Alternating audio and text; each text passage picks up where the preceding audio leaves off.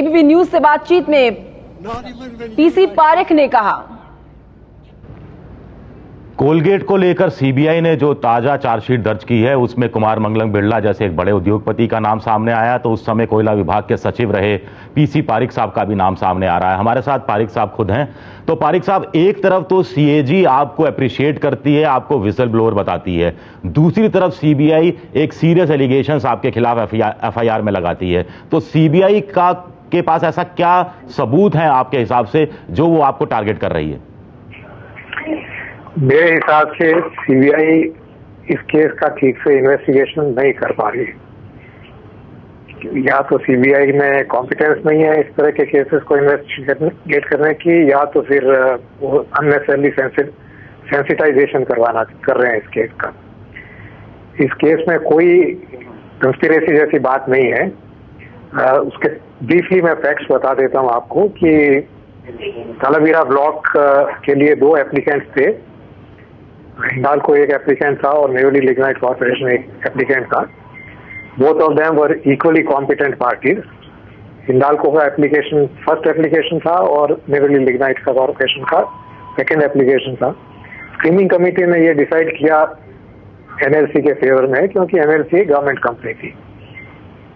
तो उसके बाद में Mr. Kumar Mangalam Birla made a representation to Prime Minister. He also met me and he said that this decision is unfair because simply because we are a private company, we cannot be denied a coal block, and we were the first applicant.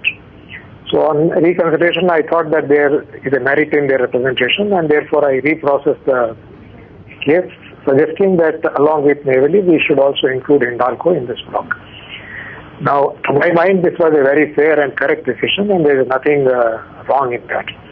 I don't know how CBI found that there is some conspiracy in it.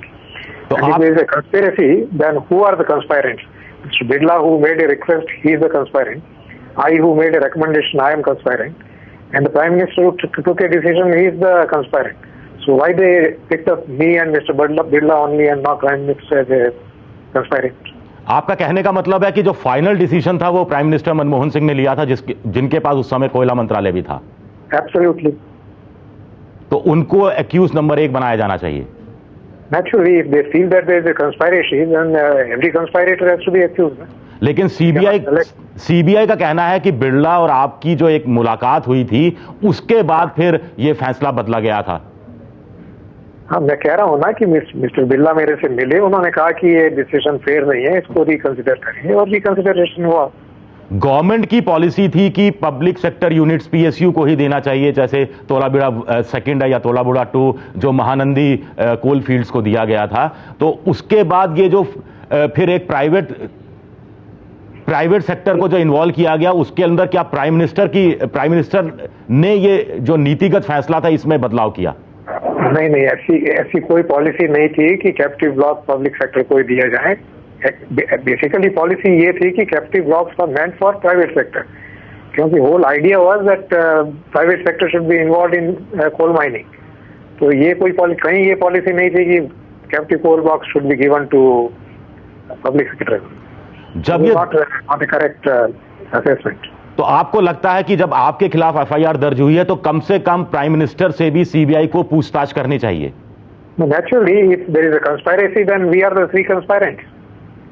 So Birla, who made an application, I, who made a recommendation, and Prime Minister, who took the decision. आपकी PM से इस बारे में बातचीत हुई थी?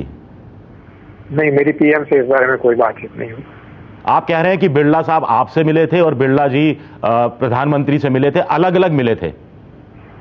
हाँ, मेरे को ये पता नहीं है कि प्रधानमंत्री जी बिरला जी प्रधानमंत्री से मिले या नहीं, लेकिन प्रधानमंत्री जी को की तरफ से एक रिप्रेजेंटेशन गया जो मेरे मिनिस्ट्री में भेजा गया एग्जामिनेशन के लिए। उसमें क्या लिखा था? उसमें री एग्जामिनेशन लिखा था या ये लिखा गया था कि भाई हम फर्स्ट एप्लीकेंट हैं इस ब्लॉक के लिए, and therefore there is no reason to reject our request, so the matter should be reconsidered. आपने आरटीआई के माध्यम से कुछ पीएमओ कार्यालय से कुछ खत और कुछ चिट्ठियां मांगी थी, उसके कैबिनेट सेक्रेटरी के उससे कुछ आपको मिला था क्या? हाँ, नहीं, वो उसका इस मामले से कोई रिलेशन नहीं। वो issues are about the then coal minister making some complaints against me. अभी जो आप कह रहे हैं, तो आपको लगता है कि जो आप पीएम को एक्यूज नंबर 1 बताने की कोशिश कर रहे हैं कि सीबीआई को अपने प्रिलिमिनरी इंक्वायरी में करना चाहिए, तो ये तो बहुत बड़ा एलिगेशन है। नहीं, मैं कोई एलिगेशन नहीं कर रहा हूं। मैं तो ये कह रहा हूं कि this was a very fair and correct decision. There is no conspiracy in this, but if CBI thinks that there is a conspiracy, then they must include every conspirant. लेकिन 2005 में जब ये हिंडाल्को कंपनी को ये तोलाबिरा थर्ड दिया गया था Mahanadi coalfield के साथ, तब तो शायद प्राइम मिनिस्टर के पास कोल मंत्रालय नहीं था। वो मेरे को ध्यान नहीं है। आप स्क्रीनिंग कमेटी के जब अध्यक्ष रहे मार्च 2004 से लेकर दिसंबर 2005 के बीच में, तब क्या आप पॉलिटिकल प्रेशर ऐसे आते रहते थे कि इस कंपनी को या इस कंपनी को कोल कैप्टिव बिडिंग वाला दे दिया जाना चाहिए? देखिए, ऐसा है कि जब आप कोई भी रिसोर्स एलोकेट कर रहे हैं तो प्रेशर तो आते ही है, लेकिन प्रेशर आने का मतलब ये नहीं कि प्रेशर को सकम किया जाए। Sometimes pressures are bound to come when you are making allocation of resources. आपने भी जो लेटर लिखे थे, आपने जो कहा कि प्राइम मिनिस्टर को भी आपने कहा था कि ये कोयला के अंदर एक कॉम्पिटिटिव बिडिंग होनी चाहिए, फर्स्ट कम फर्स्ट सर्व खत्म होना चाहिए, क्योंकि जो कोल फील्ड्स का जो कोयला है कोल इंडिया लिमिटेड का और कैप्टिव माइनिंग का जो कोयला है उसमें रेट में बहुत ज्यादा फर्क है। तो इसका कोई रिस्पॉन्स आपको प्राइम मिनिस्टर से नहीं मिला? नहीं, वो फाइल प्रोसेसिंग होती रही till I was the secretary and it continued for indefinite time. Decision should have been taken long time back, but for some reason or other this could not be taken. आप जब कोल secretary थे तब ऐसा सुना जा रहा है कि शिबू सोरेन उस समय जो कोल मंत्री थे वो बड़ा दबाव डाल रहे थे आपको हटवाने के लिए। हाँ, वो बात तो सही है। दबाव था आप पर?